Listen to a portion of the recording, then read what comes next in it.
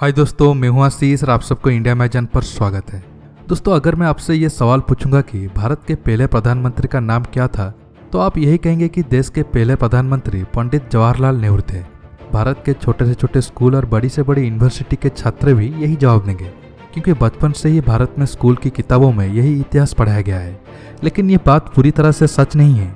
सच यह है कि पंडित जवाहरलाल नेहरू से भी पहले अखंड भारत के पहले प्रधानमंत्री नेताजी सुभाष चंद्र बोस थे। शायद आपको इस बात पर यकीन नहीं हो रहा होगा, लेकिन इसमें आपकी कोई गलती नहीं है।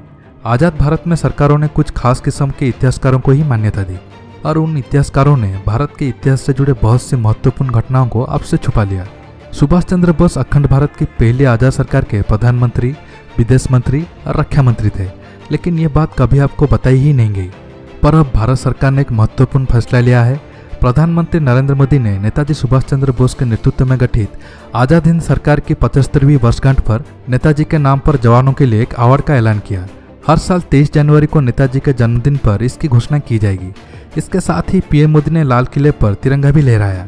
इसका अर्थ यह है कि भारत के मौजूदा सरकार ने सुभाष चंद्र बोस द्वारा स्थापित आज़ाद हिंद सरकार को मान्यता दे दी है। नेताजी सुभाष चंद्र बोस ने 21 अक्टूबर 1943 को सिंगापुर में आज़ाद हिंद फौज के सर्वोच्च कमांडर की हैसियत से कमान संभालते हुए स्वतंत्र सरकार बनाने का ऐलान किया। इसको आज़ाद हिंद सरकार कहा गया। दोस्तों, आज़ाद हिंद सरकार और आज़ाद हिंद फौज के बारे में जानने से पहले नेताजी सुभाष चंद्र बोस के बारे में जान लेते हैं। सुभाष चंद्र बोस का जन्म 23 जनवरी 1897 को उड़ीसा के कटक शहर में हुआ था। उनके पिता के नाम जानकीनाथ बोस और मां का नाम प्रभावती था। जानकीनाथ कटक के मशहूर वकील थे। कटक में प्राथमिक शिक्षा पूरी करने के बाद उन्होंने रेभेन्सा कॉलेजिएट स्कूल में दाखिला लिया, जिसके बाद उन्होंने कलकत्ता यूनिवर्सिटी से पढ़ाई की। 1919 में बीए की परीक्षा में उन्होंने प्रथम श्रेणी से पास की। यूनिवर्सिटी में उन्हें दूसरा स्थान मिला। उनके पिता की इच्छा थी कि सुभाष आईसीएस बने। उन्होंने अपने पिता की ये इच्छा पूरा की। 1920 की आईसीएस परीक्षा में उन्होंने चौथा स्थान पाया, मगर सुभाष का मन अंग्रेजों के अधीन काम करने का नहीं था। 22 अप्रैल 1921 को उन्होंने इस पद से त्यागपत्र दे दिया। सुभाष चंद्र बोस की पहली मुलाकात गांधी जी से 20 जुलाई 1921 को हुई थी। गांधी जी के सलाह पर वो भारतीय स्वतंत्रता संग्राम के लिए काम करने लगे। भगत सिंह को फांसी की सजा से रिहा करने के लिए वे जेल से प्रयास कर रहे थे। उनकी रिहाई के लिए उन्होंने गांधी जी से बात की और कहा कि रिहाई के मुद्दे पर किया गया समझौता गांधी जी अंग्रेजों से तोड़ दे। इस समझौते के तहत जेल से भारतीय कैदियों के लिए रिहाई मांगी गई थी। गांधी जी ब्रिटिश सरकार को दिया गया वचन तोड़ने के लिए राजी नहीं हुए, जिसके बाद भगत सिंह को फांसी दे दी गई। इस घटना के बाद सुभाष चंद्र बोस गांधी जी और कांग्रेस के काम करने के तरीके से बहुत नाराज हो गए थे। अपने सार्वजनिक जीवन में सुभाष जी को कुल 11 बार कारावास की सजा दी गई थी।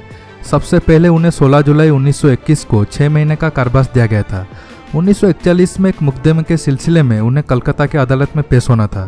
तभी वे अपना घर छोड़कर चले गए और जर्मनी पहुंच गए। सुभाष चंद्र बोस बर्लिन में हिटलर को यह समझाने में लगे हुए थे कि वो भारतीय युद्धबंदियों की वफादारी को बदल सकने की कुवत रखते हैं। वो भारतीय युद्धबंदियों के जरिए भारत में ब्रिटिश साम्राज्य को दफन कर देंगे। हिटलर के मन में भारत को आज़ाद करवाने के प्रति कोई दिलचस्पी नहीं थी। जब हिटलर ने सोवियत यूनियन पर धावा बोला तो सुभाष समझ गए थे कि बर्लिन में बैठे रहने से कुछ नहीं होगा। आखिरकार हताश सुभाष जी ने तय किया कि उन्हें अपने मिशन के लिए कोई और वैकल्पिक योजना देखनी होगी। अपने सहयोगी अबिद हसन के साथ नेताजी ने 8 फरवरी 1943 को जर्मन नौसेना की एक पनडुब्बी में सवार होकर जापान के लिए निकल पड़े। 90 दिन की लंबी यात्रा के बाद वो सुमात्रा द्वीप पहुंच गए, जो कि उस समय जापानी सेना के कब्जे में था। सुमात्रा से उन्होंने टोक्यो के लिए उड़ान भरी ताकि वो जापान सरकार को अपनी योजना के लिए मना सके।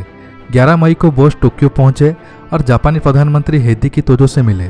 तोजो को बोस की योजना पसंद आई और वो उन्हें मदद के लिए तैयार हो गए। दरअसल युद्ध में उतरने के लिए जापान जिस तर्क का इस्तेमाल किया था उसका नाम था एशियाई लोगों का है। यहाँ कुछ महीने बिताने के बाद 2 जुलाई 1943 को सुभाष बाबू सिंगापुर पहुंचे। 2 दिन बाद माने 4 जुलाई 1943 को सिंगापुर की सबसे ऊंची इमारत कैफे सिनेमा में नेताजी की जनसभा रखी गई। आज़ाद हिंद फौज के सैनिकों के अलावा मलेशिया में रह रहे भारतीय मूल के लोग भी इस मीटिंग में पहुंचे। इस मीटिंग में रासबिहारी बोस ने सुभाष बाबू को आज़ाद हिंद फौज का सुप्रीम कमांडर घोषित किया। ब्रिटिश उपनिवेश होने की वजह से मलेशिया और बर्मा में भारतीय मूल के मजदूरों और व्यापारियों की एक बड़ी आबादी रह रही थी। सुभाष चंद्र बोस ने भारतीय मूल के लोगों से इस लड़ाई में बढ़ चढ़कर हिस्सा लेने की बात कही। ये वही सभा थी जब मंच पर खड़े सुभाष चंद्र बोस कह रहे थे, हमारे रास्ते में भूख प्यास की तकलीफें आएंगी, हमारे में से कितने आदमी बचेंगे ये कहना मुश्किल है, लेकिन हम भारत को आज़ाद करवा कर रहेंगे। नेताजी के इस भाषण में लोगों को बांध लिया। 16,300 लोगों से शुरू हुई आज़ाद हिंद फौज की तादाद जल्द ही 50,000 के करीब पहुंच गई। तुरंत ही करीब 1 लाख नागरिक आज़ाद हिंद फौज का हिस्सा बनने के लिए तैयार थे। भारत की पहली आज़ाद हिंद सरकार की स्थापना और उसकी घोषणा सुभाष चंद्र बोस ने 21 अक्टूबर 1943 को ही की थी। इस घोषणा के तुरंत बाद ही 23 अक्टूबर 1943 को आज़ाद हिंद सरकार दूसरे विश्व युद्ध के मैदान में उतर गई थी। आज़ाद हिंद सरकार के प्रधानमंत्री नेताजी सुभाष चंद्र बोस ने ब्रिटेन और अमेरिका के खिलाफ युद्ध का ऐलान कर दिया था। उस वक्त 9 देशों की सरकारों ने सुभाष चंद्र बोस की सरकार को अपनी मान्यता दी थी। जापान ने 23 अक्टूबर 1943 को आज़ाद हिंद सरकार को मान्यता दी। जापान ने जीते हुए अंडमान और निकोबार द्वीप को इस अस्थायी सरकार को दे दिए। सुभाष चंद्र बोस ने उनका नया नामकरण करते हुए अंडमान का नाम शहीद द्वीप तथा निकोबार का स्वराज द्वीप रखा था। दोस्तों, सुभाष चंद्र बोस की वजह से ही आज अंडमान निकोबार आइलैंड भारत के पास है, जिसके कारण आज हिंद महासागर में चीन की नेवी के ऊपर इंडियन नेवी बढ़त बना पाती है। मैं ऑलरेडी इस टॉपिक पर वीडियो बनाया हूँ। लगभग 9 लाख लोग इस वीडियो को देख चुके हैं। अगर आप अब तक नहीं देखे हैं तो देख लीजिए।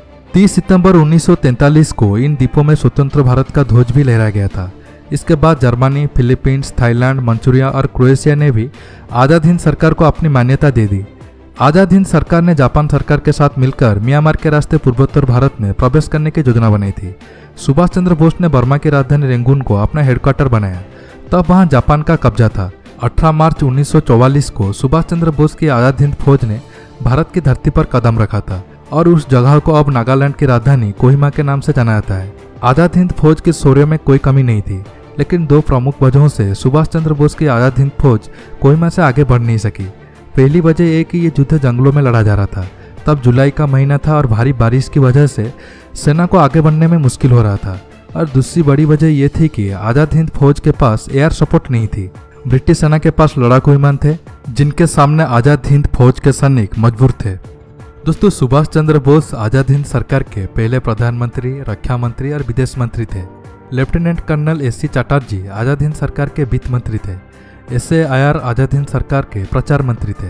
रासबिहारी बोस को आज़ाद हिंद सरकार का सलाहकार बनाया गया था। इस सरकार की स्थापना करते वक्त नेताजी सुभाष चंद्र बोस ने यह शपथ ली थी कि ईश्वर के नाम पर मैं ये पवित्र शपथ लेता हूं कि भारत और उसके 38 करोड़ लोगों को आज़ाद करवाऊंगा। आज़ाद हिंद सरकार ने तय किया था कि तिरंगा झंडा भारत का राष्ट्रीय ध्वज होगा। विश्व प्रसिद्ध साहित्यकार रविंद्रनाथ टैगोर का जनगण मन भारत का राष्ट्रगान होगा और लोग एक दूसरे से अभिवादन के लिए जय हिंद का प्रयोग करेंगे। ये वो दौर था जब अहिंसा के पुजारियों पर लाठियां बरसाना अंग्रेजों का बहुत प्रिय शौक था, लेकिन सुभाष चंद्र बोस ने खून का बदला खून से लेने की नीति पर काम किया। ये सुभाष चंद्र बोस द्वारा छेड़ा गया रक्त रंजित संग्राम था, जिसमें अंग्रेजों की सेना के 45,000 से ज़्यादा सैनिक की मौत हो गई थी। बर्मा की जंग में अंग्रेजों की सेना सुभाष चंद्र बोस के चक्रव्यूह में इस तरह से फंसी थी कि ब्रिटिश सेना के 10,000 से ज़्यादा सैनिक बीमारियों का शिकार हो गए थे। इस लड़ाई में अमेरिका की सेना के भी 3,000 से ज़्यादा सैनिकों की मौत हुई थी। 6 जुलाई 1944 को सुभाष चंद्र बोस ने रेंगून रेडियो स्टेशन से महात्मा गांधी के नाम पर एक प्रसारण जारी किया, जिसमें उन्होंने स्वतंत्रता संग्राम के लिए निर्णायक युद्ध में विजय के लिए उनका आशीर्वाद मांगा। हालांकि उसके बाद द्वितीय विश्व युद्ध में जापान का पराजय और उसके बाद 18 अगस्त 1945 को विमान हादसे में नेताजी सुभाष चंद्र बोस के कथित निधन की खबरों के बाद आज़ाद हिंद फौज अपनी धार खो बैठा। लेकिन ये बहुत दुख की बात है कि उनके संघर्षों और देश सेवा के जज्बे के कारण ही महात्मा गांधी ने उन्हें देशभक्तों का देशभक्त कहा था। आज भी सुभाष चंद्र बोस को वो सम्मान नहीं दिया गया जिसके वो हकदार थे। ये बड़े आश्चर्य की बात है कि हमारे देश के कुछ नेताओं ने अपने जीते जी और अपने प्रधानमंत्री के कार्यकाल के दौरान ही खुद को भारत रत्न से सम्मानित कर लिया, लेकिन नेताजी सुभाष चंद्र बोस को आज तक भारत रत्न नहीं दिया गया। पंडित जवाहरलाल नेहरू को वर्ष 1955 में भारत रत्न दिया गया था और तब वो भारत के प्रधानमंत्री थे।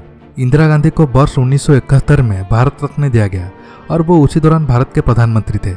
मृत्यु के तुरंत बाद राजीव गांधी को भारत रत्न दिया गया, लेकिन आज तक ये सम्मान सुभाष चंद्र बोस को नहीं मिला। दोस्तों, जिस देशभक्त की देशभक्ति को अगर लिखा जाए तो एक किताब भी कम पड़ जाएगी, पर सरकार ने उस देशभक्त की गौरव गाथा को इतिहास की किताब में कुछ लाइनों में सिमट कर रख दिया। दोस्तों, मैं सुभाष चंद्र बोस जी के ऊपर आगे और भी वीडियो बनाऊंगा, जैसे कि उनके मौत के रहस्य के ऊपर और उनकी खजाने के ऊपर, इसलिए मुझे और टाइम चाहिए रिसर्च करने के लिए। दोस्तों, आप इस टॉपिक पर क्या सोच रहे हो नीचे कमेंट करिए। और दोस्तों, आज की वीडियो में बस इतना ही। ये वीडियो आपको कैसा लगा नीचे कमेंट करके बताइए, और इस वीडियो को लाइक शेयर करने के साथ साथ अगर अब तक आप मेरे चैनल को सब्सक्राइब नहीं किए हैं तो सब्सक्राइब करिए, और सब्सक्राइब बटन के पास जो बेल आइकन है उसे प्रेस करना मत भूलिए, ताकि आप मेरा आगे आने वाले वीडियो को भी मिस न कर सके। दोस्तों रहता हूँ, बहुत जल्द एक न्यू टॉपिक के साथ मिलूंगा। नमस्कार, जय हिंद।